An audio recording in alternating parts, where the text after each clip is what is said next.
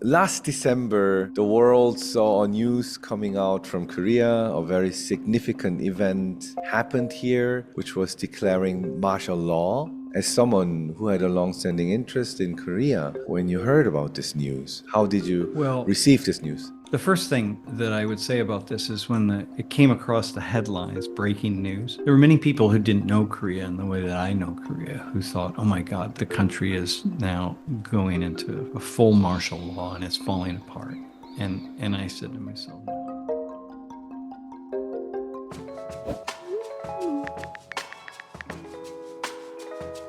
안녕하세요. 뇌과학 박사 장동선입니다. 오늘은 40년 넘게 한국에 관심을 가지고 한국을 연구해 오신 미국 펜실베니아주립대학교의 사회학과 교수님인 샘리처드 교수님을 모시고 얘기를 나눌 텐데요. 샘리처드 교수님은 사실 한국에도 좀 많이 알려져 계신 교수님인데요. BTS나 K-팝이 전 세계적으로 유행하기 전에 분명히 전 세계가 열광하게 될 거다라고 예측을 했었던 것이 알려져서 유명해지셨고요. 샘리처드 교수님의 수업 영상이 또 한국에서 나름 꽤 많은 인기를 끌어서 많은 조회수가 나온 영상들이 있습니다. 어떤 질문을 던지냐? 한국 사람이 보지 못하는 한국 사람만의 특징들은 무엇일까? 12월 계엄령 이후에 글로벌 사회에 있는 한국을 어떻게 보고 있는가? 그래서 한국의 문화적 특징, 사회학적인 특징에 대한 이야기들을 여쭤보면서 이야기를 나눠보려고 합니다.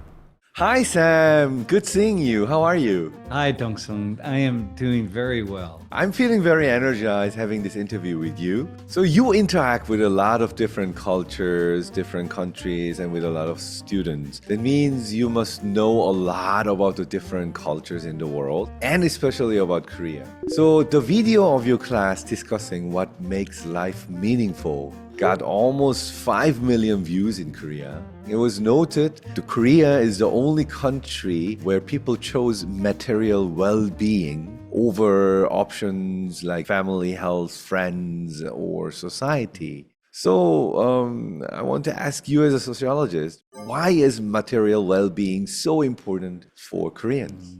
Well, if I could give some background that might be helpful. I first thought about Korea 40 years ago, right? Wow. So it must have been in the 80s, right? Yeah, 1984 is when I first, and in the military dictatorship, and that's what got me so interested in Korea, because I was studying military dictatorships in Latin America. And for all of my life, Korea has kind of sat here on the edge of my consciousness, It's because I was watching Korea grow and become more powerful as a nation. So for me, I kept asking myself, what's going on in Korea? What is that?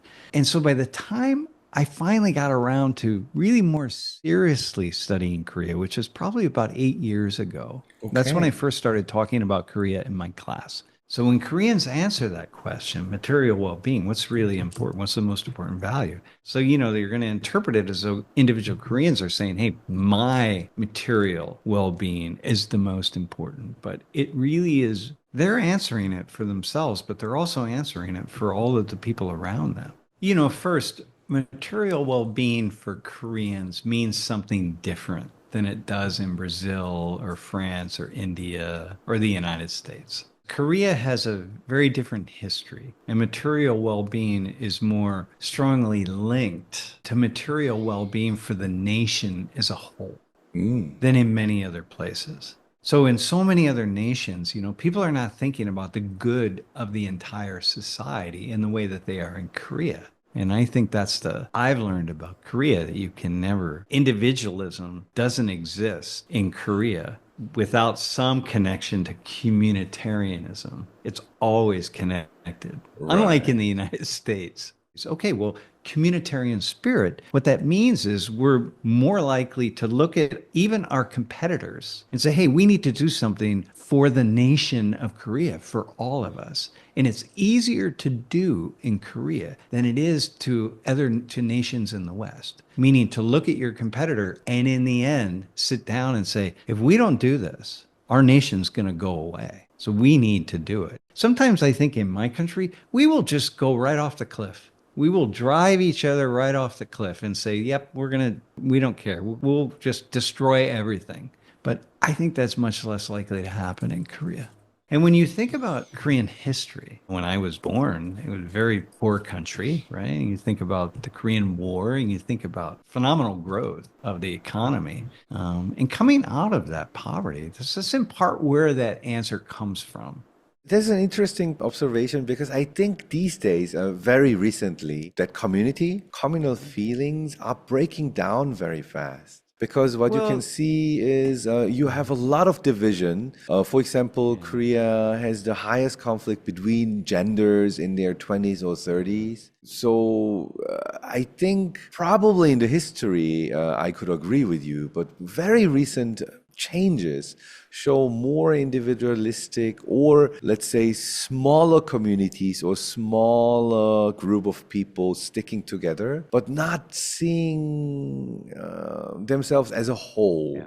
Well, let me look from the outside for a second. And remember that I am a sociologist who studies the entire world. So when I look at Korea from the lens of many different cultures around the world, and so I will agree with you that this kind of communal spirit is breaking down, but it's breaking down all over the world. And so what's happening in Korea, for Koreans, especially older Koreans, they think, oh my God, what is happening here? I look at it and I say, wow, it's amazing that it's still so very strong in Korea. That sense of awareness of other people around you as Koreans. And so it's going to continue to break down, but it's breaking down elsewhere much faster. That's very interesting because I never thought from that perspective, but maybe that we think our communities are breaking down, the feeling is maybe much stronger because it was so strong here. So just in my class today, we had a conversation about the week of mourning after the Air Jeju crash.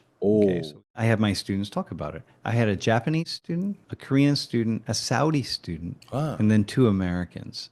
Japan is the closest to Korea, and I chose the student from Japan. Well, the Japanese student said, I've never had the experience where the whole country calls for something like this. But that doesn't mean that the community itself, this community spirit is still strong. It's just that there are these fractures that are happening, but the fractures that are happening are not creating these deeply they're not unrooting the bonds of Koreanness. You know, I talk about Koreanness. Okay. I think you described also Korea as a culture where individuals take a lot of responsibility for social issues. And reading about this, I had to agree. For example, tragedy or an accident happens in Germany. People try to look at the system or what caused that objectively. But I think the first things Korean looking for is who did wrong?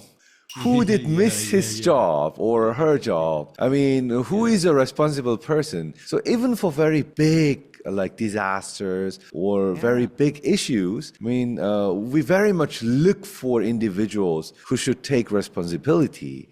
Would you say that kind of characteristic also developed because of that strong communitarism? Yeah, because you demand it. You know, listen, if you want to receive from society, you have to realize that you're responsible for others in society. That's the give and the take. So I remember showing after the tragedy, the Halloween tragedy in Itaewon, I remember showing the photo to my class of the police chief. And I think there were 3, a politician and 2 members of the police force bowing and saying that, you know, deeply sorry for this, you know, but they took responsibility. And I asked my class, I said, how often have you seen Americans, like really here? Think about just here. How often have you seen leaders bow and say, I take responsibility for this and I'm deeply saddened by it. And so it's a really unique thing. But here's the thing. I mean, let me try to be a little bit more critical about this. I think the Itaewon tragedy, it was really a very sad tragedy. But it also divided a lot of people's opinion about it. It became a political issue, a very big political issue. And I think one of the reasons is actually the same observation. Because certain individuals felt very much pressure that they might have to take responsibility for the whole thing. If you would not blame certain people, or if you wouldn't have that strong pressure for certain individuals to take responsibility, maybe people would think, okay, let's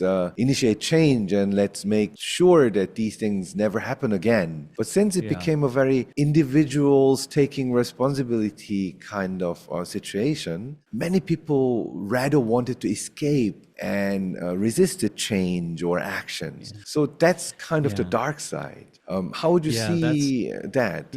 And I followed that conversation as well, and I thought it's very unfortunate.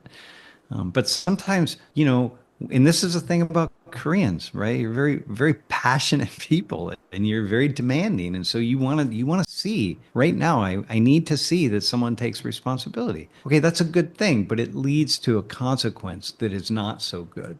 So speaking as a sociologist, I will say that we can't solve problems if we don't really understand the cause of the problems. And very often demanding that people take responsibility for things before we actually figure out what the cause of the problem was means that we will never get to the real cause, which is exactly what you're saying. Yeah, but it's hard to do that, you know, when you're the moment of passionate grieving, which is, of course, that, and then people start to get really angry. And there are tragedies that are going to happen, and you can't prepare for them. And they're going to happen. It's just, there's nothing you can do. And we can find that one person did something wrong, but that's how life is.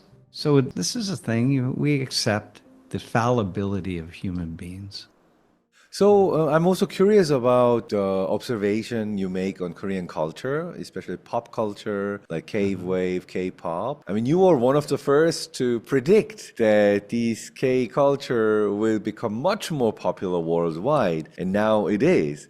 Why do you think is Korean culture so popular worldwide? Because you created this inside of a Korean context. So it was all done by Koreans for Koreans. And that meant you were creating these in a way that would be interesting to Koreans. Now, imagine the world. So here, let me give you, I travel all over the world, and whether I go to, you know, St. Petersburg or Paris or Rome or London, or Los Angeles, Miami, New York, Mexico City, Bogota, you get these cosmopolitan cities. And at some point in time, everything starts to just kind of be the same. You know I'm in Paris when I'm in Paris. I know I'm not in Frankfurt, Germany, right, or Munich. But it's not, but there's a way in which things just all start to blend together. When Korean content creators introduced Korea to the world, it was 100% Korean. There was nothing other than Korean culture that came out. It was very interesting, and it was very unique. And it was this other culture that I could look at, and it wasn't watered down. And I think that was the biggest thing that just jumped out. And not to mention that, you know, you're great storytellers and you have themes and different things. And, you know, I mean, the music is awesome, the dancing, the acting, you know, storylines, so on. So it's all very high quality, but it's Korean quality. Does that make sense? Like, is that... This is interesting. This is also somehow a little bit different from other opinions I heard, because you say because we were so Korean, it became so global. Yeah, it's a very interesting view. But still, I mean, I really want to ask you, I mean, you have many interesting cultures, like in Mongolia, in Sudan, or in Venezuela. I mean, you have different places. They have also a very unique culture. But why did Korean culture appeal so much to the world? Well, I think there are a number of things, but one is because you were using technology to do some, especially communication technology, to just bombard the world with cultural content, a drama series after another, and just in the, you know, the K-pop bands and Korean cosmetics and Korean technology and one thing, it's just so much. Because what is not shown to the world is to make it that good, no other producer in the world would spend so much hours trying to make it that good. I mean, I read about it. Even if you go to Hollywood, you have your hours, you have your job, you collaborate very well. But some Korean producers trying to produce dramas like Squid Game, they basically don't sleep. They like really fully devote themselves doing so many things at the same time. So actually, I mean, there was also an article in Korea saying you don't see the human labor behind it. You just see the great product. And probably that is related to why you have some Korean products coming out with a very high quality. Okay, so there are now, of course, increasingly we're reading that there's a lot of exploitation of artists and so on. So there's a downside to that. But look, in the US, how common it is for someone just to be in their bedroom and start making songs, and then they put their songs out and people start following them. And it's really not good at all. But what they're selling is their image. Right? The music's not good. The dancing's like, that's okay. But they sell an image. You don't have that. There aren't many people in Korea that get by on just their image. You got to be able to sing. You got to be able to dance. You have to be able to act. You got to something, or you're not going to make it. Image alone doesn't do it. Whereas here, in so many parts of the world, it's just image. Okay, let's jump now to a very difficult and a different topic. Last December, the world saw news coming out from Korea. A very significant event happened here, which was declaring martial law. Probably the word martial law had different meanings for different people, but I'm very curious how you received that news as someone who had a long-standing interest in Korea when you heard about this news last December. How did you receive this news? The first thing that I would say about this is when it came across the headlines, breaking news, there were many people who didn't know Korea in the way that I know Korea, who thought, oh my God, the country is now going into a full martial law and it's falling apart. And I said to myself, no, that's not happening. That's not going to happen here. So I told people, just relax. This is not what you think it is. So that's the first thing I will say. But I'm fascinated by politics, but I'm not a member of any one team. But I'll say a couple of things that I've learned about what happened in Korea. And I think I would say that, in times of uncertainty and rapid change, which is, what we're in, people tend to find a lot of comfort being a member of a team. And, we want to look around us and we want to see people who think like we think and imagine that these people actually do think how we think and they're going to be able to keep us safe. But we still imagine it because we want to feel as though we're safe. So when I think about Korea, and I think politicians in Korea, they have a lot on their shoulders. You have a low birth rate, you have housing issues, you have climate change, you have escalation of threats from the north. You have competition with China in particular. You have a rise in the number of immigrants. These are really big threats to the nation of Korea. But also, in times like this, people are going to tend to divide up into teams and really think that these teams are going to keep us safe, right? So, because the threats are really great, and people are going to have very different thoughts. People on the teams are going to have very different thoughts about how to win, how to solve these threats. And then they're going to work really hard to get people to support them and support their team because they're going to feel very passionate that they have the answer to support these really difficult threats. So what we see then are this highlighting of these extreme positions in political parties. And we're seeing this in my country, and we're seeing it actually in countries all over the world. That's an interesting analysis. So summarizing it would mean the more threats you have, it's a human nature, it's our bias of our brains that we want to stick to teams. So the root is in the threat, and people trying to stick to teams is because of the threats, but just sticking to the teams doesn't help resolving the threats, right? Yeah, that's right. It actually makes them more threatening. How do we break out of this loop? Because once people are divided into teams, and sometimes they even say we don't want to play a game together. Now some people are saying we are going to bomb the whole stadium, and then there are no games at all, right? But the teams are there for the game. Well, these are for the wisdom people to do. to speak with wisdom and understanding. And of course, in Korea, you have plenty of people who can do that. The people on the opponents, the people on different teams have to sit down and they have to find ways to talk to one another. And without that, we don't go anywhere. And it just gets worse and worse. We have to move forward. We can't spiral down any further.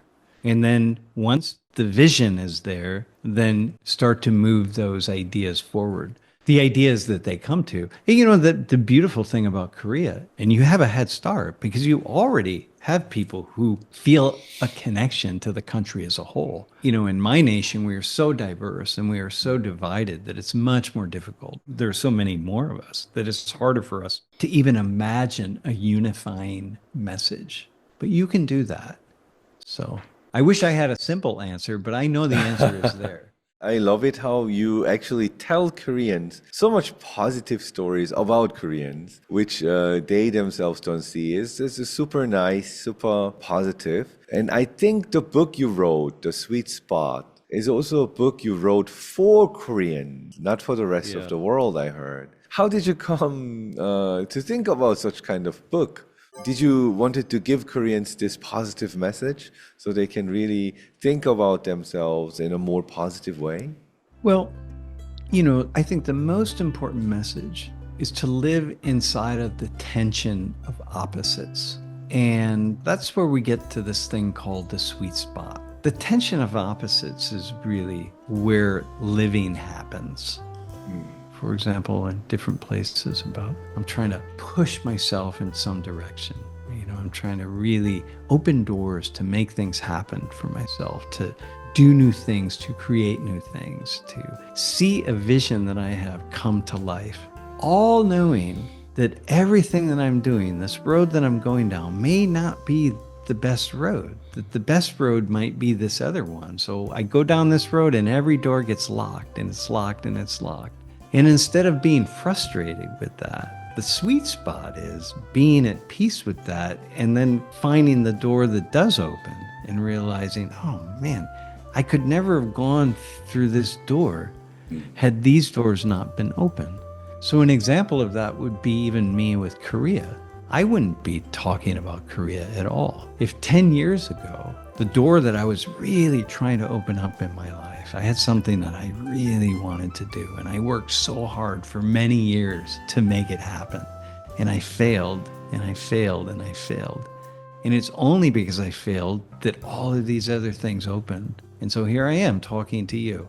And I think when we get to a certain age, like our age, right, you have to have a number of years behind you. You can look backwards, and we can see that that's how life unfolds. Doors opening, doors closing. And I think that's the sweet spot. So, last but not the least, how can we find the sweet spot in life? Do you have any advice for our Korean young people? I tell my students, you know, when you're a student, you have dreams and you have hopes and you have all sorts of things that you would like to see for yourself. And I say, you know, think about this. Every good thing that comes to you is going to bring with it bad things that you don't want. Every good thing. And every bad thing that happens to you is going to bring good things that you do want. Because that's how life is. The negative and the positive, they go together. And so when those bad things happen, understand that, you know, if you'd have gotten the other job, those bad things wouldn't have happened. Yeah, some other bad things would have happened, but not those. And so it's constantly like being in this really place of being in the moment of life, I think it's the lessons. Yeah. Sam, I really enjoyed the interview. Thanks a lot for taking your time with us and letting us hear about your valuable insight. Thank you very much. Yeah, Dong-sun, thank you. I really appreciated it, and I very much appreciated your valuable insights. It's an honor to have had this conversation with you, so thank you. Bye, Sam. All right, goodbye. Yeah.